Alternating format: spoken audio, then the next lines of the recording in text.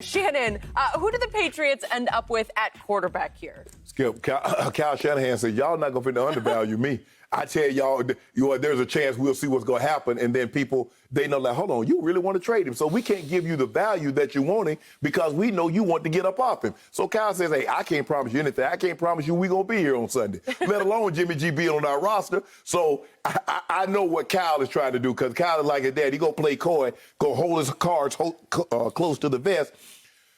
Skip,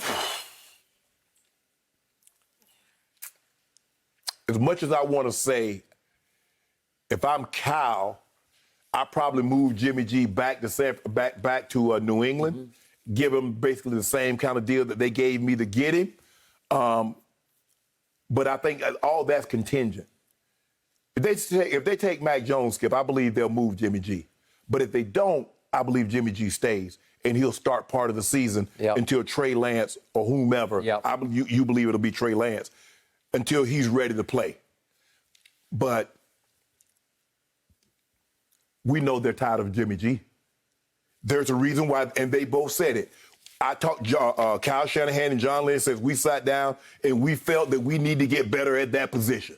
If you thought you were good at that position, you would not have moved up from 12-3, giving up 2 first-round picks, 22 and 23, if you thought you were solid at that position. It lets me know they're not solid at their position, and they're ready to move on from Jimmy G sooner rather than later. But at the right price, Skip, they don't want to just give him away. They don't want to outright cut him because they realize he has some value, just not the value that they need to get to a Super Bowl again. So for me, I'm going to say they take Mac Jones and they move Jimmy G. Okay. And will he move to Foxborough, back to Foxborough?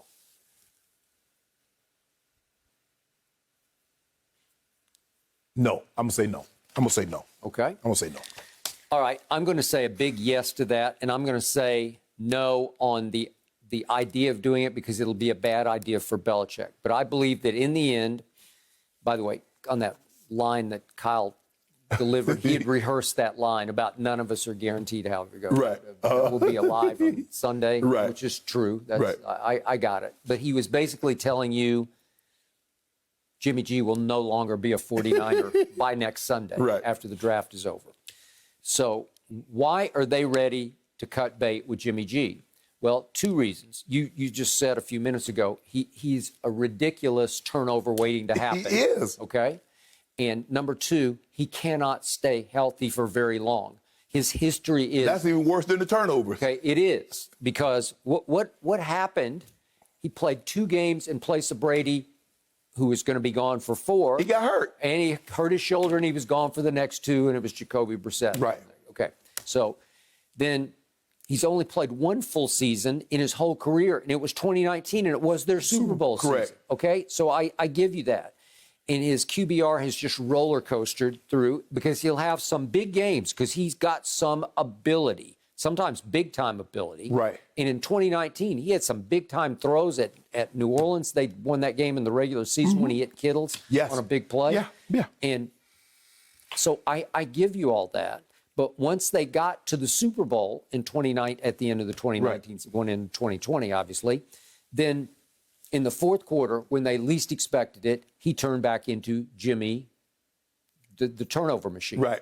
And it was 3 of 11 for 36 yards and an interception, and he missed Emmanuel Sanders down near the goal line, missed him wide right, overthrew him. And it's everything you don't want in a quarterback to the point they just said, okay, that's enough of him. Skip, is that the thing that happened with Jimmy G is that we looked at the championship game and we saw what they did to Green Bay. But when you run the ball for 300 yards and Jimmy G only has to throw 2 passes, you're like, oh, my God, look what – but in the playoffs, the further along you go, a team is going to say, you know what? We're going to take away what you do really well, and we're going to make you beat us with your auxiliary. So 49ers, Kansas City says, we're not going to let you run the football. We're not going to let you run the football, and we're going to put the ball in Jimmy G's hand. And Kyle Shanahan being around his dad, and his dad knows you're going to have to throw the football at some point in time in a meaningful ball game to win. Sometimes, Skip, it might not be a touchdown. It might be for a first down. It might be for a key throw, but you're going to have to make it. And he had an opportunity. As bad as he played the second half, Skip, all would have been forgotten if he hits Emmanuel Sanders in stride. Yep.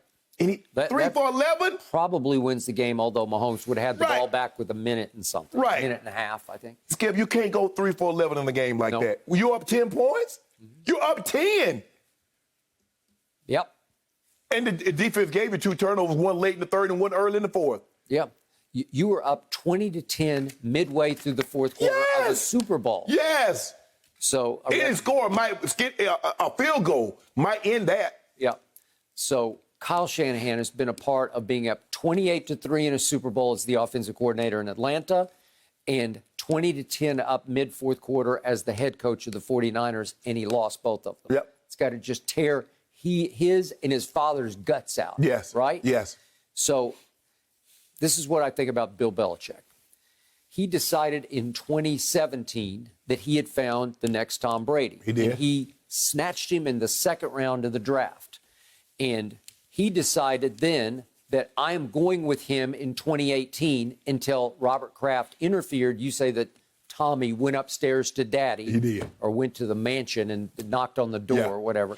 And that they decided, okay, you're going to be here. You're going to be just fine. And Kraft told Belichick, you must trade Jimmy G. Right. And I thought he just gave him away. And by all accounts, he picked up the phone and called his protege, a kid, a young coach that he loves, that he considers like a son, Kyle Shanahan. Mike and Coach Belichick are very close. Very close. So Bill calls, maybe John Lynch or probably called Kyle, or texted Kyle and said, hey, you want Jimmy G? You can have him for a 2. Right. A 2? Because I thought Jimmy G was worth a 1 at that point because he's been so built up. And in the 2 games that he played before he hurt his shoulder in place of Brady, those were big-time games, both of them. Remember that Sunday night he went to Arizona? Yeah. Oh, God, it was tremendous. He looked like a world beater. Yeah. Okay?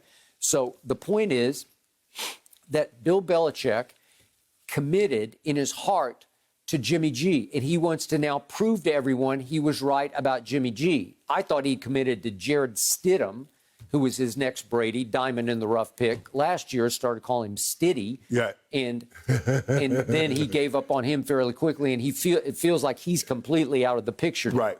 So to me, what's going to happen in the draft is Belichick will wait to see who falls to him at 15, if anybody does that he wants at 15. Right. I don't know what his temperature is for Mac Jones or Justin Fields or Trey Lance. Right. I don't know. Right. But if he doesn't like what's there, and there have been multiple reports that he's more interested in trading back than trading up. Right. So he might just wait and see what happens or doesn't happen. And then in the second round, he's sitting at number 46, and that would be the similar kind of pick that he took back from San Francisco. So if he calls them and they say, okay, we'll do this. We'll give you Jimmy G for that too, for number 46. It would be even Steven on the trade-off, and Jimmy G would go back to Foxborough. And I believe Bill Belichick wants to show the world that he could and would have won with Jimmy G starting in 2017. And I think he will be dead wrong about that. Skip, but also, you remember the article, it said that Coach Belichick called a few teams and asked the Giants. He called a few teams, put some feelers out there. For him. For him, right. Not for Jimmy G. Right, for him. Yes. Because what?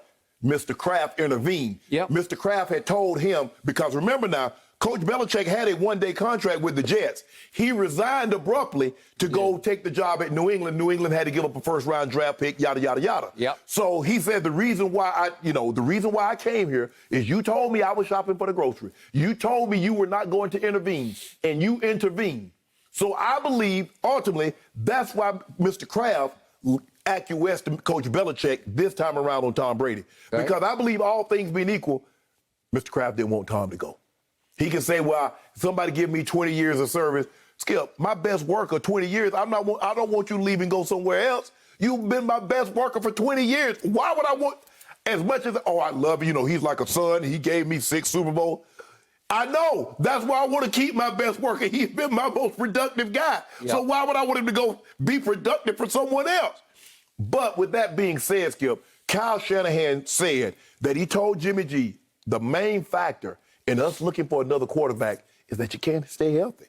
And Kyle likes the idea of having a veteran quarterback and bringing a rookie along. That's what his dad did with Jay Cutler, because he still had Jake Plummer on the roster. And he ended up, Skip, if I'm not mistaken, they might have been 7-3 or 6-3 when they made the move. Because Mike says, you know what? I've already hit the ceiling. I can't go any higher with Jay. Yep. With Jake. Yep. I can't go any higher. So it's best for us to go ahead and insert this. Jay had his best season, Skip. I believe he had his best season his last year in Denver with Mike. But once Josh McDaniel came in, they butted heads. They did. And he was gone automatically. Yep. So I don't know what could have been. If he had stayed in Denver, we'll never know. But this is. I really don't know what Kyle's going to do. I know who he really likes at that 3 spot. But like you said, Skip, you keep going back and you don't purchase it. You talk yourself into buying something else as opposed to the original thing that you went to the store to get anyway. Yep. That's why I go with a list to the grocery store. All I'm sure is they went out from under Jimmy G. Oh, yeah. And all I know is Belichick loves him, and Belichick has as much pride as anybody coaching in this league or has ever coached in this league, in that he would like to prove I can do it with Jimmy G. So that's why I think he winds back up in Foxborough. Well, Skip, Kyle told the Yorks he's coming back with Mac Jones, and all of a sudden hold on. I thought you, Skip, you one of these people that go to the store. Well, I'm just going to get a few things. You come back with $100 worth of groceries. Well, damn, I thought you was just going to get some apples and some milk, and have you come back with steaks and chicken and shrimp and some ice cream. What the hell? Well, that's what happened with Kyle. Kyle, you browse too long. You walk up and down the aisle, you're like, dang, look, I ain't had this in a while. That goes in the buggy. This goes in the buggy. You're like, hold on. I didn't come for any of this. Well, Kyle moved up to get Mac Jones, and now he might leave the draft with Trey Lance. Yep. Because he thought about it too long. Like you said, if the draft was when they moved up, I believe Mac Jones would have been their quarterback. Boom, it's done. It would have been done, and now it's not, because they have second-guessed themselves into oblivion. Yes. They might just even end up talking themselves out of Mac Jones. Is there something to be said about too much work, too much research? Yeah. I mean, you just got to go with your gut feeling in a lot of ways with these situations. I cannot wait to see how it all plays out. Thank you for watching. You can subscribe here to get the latest from the show, and be sure to check out more of the best clips from Undisputed, or go watch a few other segments from our other shows on FS1.